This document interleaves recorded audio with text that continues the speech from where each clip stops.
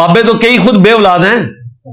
ہاں پرانے بابے بھی, آپ ذرا ان کی بایوگرافی پڑھیں, اور کئیوں کی تو شادیاں نہیں ہوئی ہیں, بچارے زنانی نہیں لبھی ہے تو تانوں اولاد دینی ہے. لو سامو. میں نے خواب میں دیکھا کہ میں ایک دربار پر گیا ہوں. جب میں کچھ دن بعد اسی دربار پر گیا تو خواب میں ہونے والے واقعات رونما ہو گئے. تو کیا یہ رحمانی خواب ہے یا شیطانی؟ 100% شیطانی ہے جی. ہاں رحمانی ہو سکتا ہے اگر آپ نے اس دربار پہ جا کے اس بابے کے لیے کوئی مغفرت کی دعا کی ہے, پھر تو رحمانی ہے کہ آپ کو اشارہ ہوا ہے کہ اس بابے نے بہت بڑے لیول کا کام ڈالا ہے تو جا کے اس کے لیے دعائے مغفرت کر, پھر تو یہ رحمانی خواب ہو سکتا ہے. ادروائز تو شیطانی خواب ہے. قبروں پہ جانے کا حکم ہے صحیح مسلم میں, مزاروں کے اوپر جانے کا حکم نہیں ہے. مزار تو رسول اللہ کی نافرمانی پہ بنائے گئے. صحیح مسلم میں حدیث ہے 2245, تو میں منع کرتا ہوں قبروں کو پکا کرنے سے, ان پر عمارت بنانے سے اور ان پر بیٹھنے سے. ڈائریکٹ بیٹھنا بھی منع ہے اور مجاور بن کے بیٹھنا بھی منع ہے.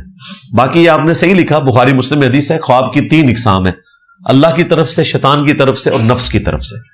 تو کسی واقعے کا اسی طریقے سے پورا ہونا ضروری نہیں ہے کہ وہ کوئی رحمانی خواب ہے,